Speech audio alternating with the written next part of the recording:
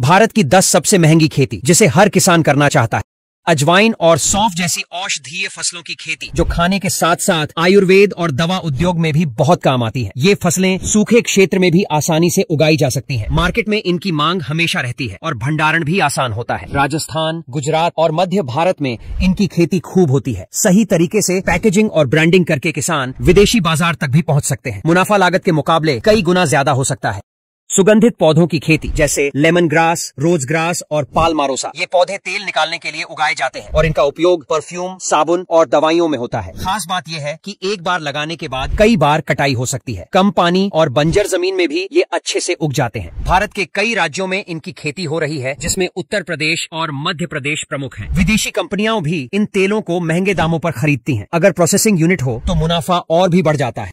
सरसों की खेती, कम पानी में उगने वाली यह फसल हरियाणा के सूखे क्षेत्रों में भी बेहद मुनाफा देती है। इसकी मांग तेल उद्योग में लगातार बनी रहती है। सरसों का तेल, खली और बीज सब कुछ बिकता है, जिससे कोई हिस्सा बेकार नहीं जाता। 1 एकड़ में 6 से 8 क्विंटल उपज और बाजार में 5,000 से 6,000 प्रति क्विंटल दाम मिलना आम है। यह रबी फसल गेहूं के साथ रोटेशन में भी उगाई जाती है। हरियाणा के कई जिलों में यह मुख्य नकदी फसल है।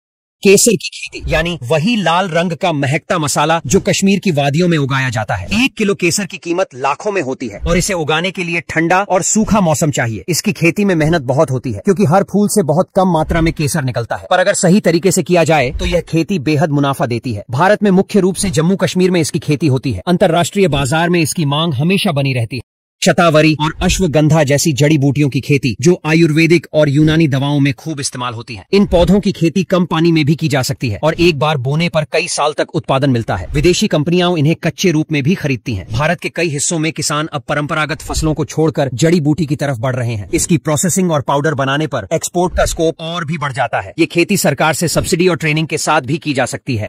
स्ट्रॉबेरी की खेती जो पहले सिर्फ पहाड़ी इलाकों में होती थी, लेकिन अब महाराष्ट्र, उत्तराखंड और कुछ दक्षिण भारतीय राज्यों में भी की जा रही है। स्ट्रॉबेरी की मांग सुपरमार्केट और प्रोसेस्ड फूड इंडस्ट्री में बहुत अधिक है। इसे उगाने के लिए ठंडा और नमी वाला मौसम चाहिए। इसकी खेती थोड़ी महंगी होती है, लेकिन मार्केट में इसका रेट भी बहुत ज्यादा है। 1 एकड़ से लाखों की आमदनी हो सकती है। प्रोसेसिंग और जैम जैसी चीजें बनाने पर मुनाफा और बढ़ जाता है।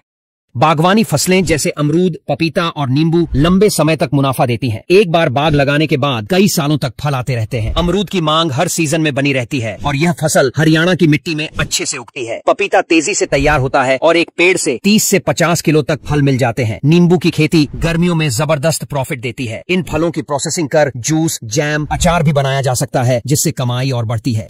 शिमला मिर्च और बेल मिर्च जैसी विदेशी सब्जियों की खेती जो हाइड्रोपोनिक और ग्रीन हाउस सिस्टम में की जाती है। ये सब्जियां महंगे होटलों और सुपरमार्केट में बिकती हैं। खेती में तापमान और नमी का विशेष ध्यान रखना होता है। आधुनिक तकनीक से यह खेती बहुत मुनाफे की हो सकती है।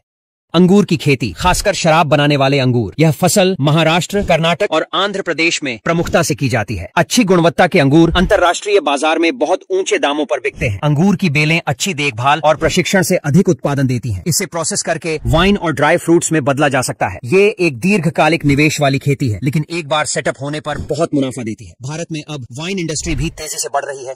मशरूम की खेती, खासकर बटन और ओनेस्टर मशरूम, यह खेती कम जगह में की जा सकती है और इंडोर वातावरण में पूरे साल उगाई जा सकती है। मशरूम की मांग होटल इंडस्ट्री और विदेशों में बहुत अधिक है। इसकी खेती में शुरू में थोड़ा निवेश करना पड़ता है, लेकिन उत्पादन जल्दी मिल जाता है। युवाओं के बीच ये खेती तेजी से लोकप्रिय हो रही है। हरियाणा, पंजाब और हिमाचल में मशरूम फार्मिंग बहुत बढ़ रही है।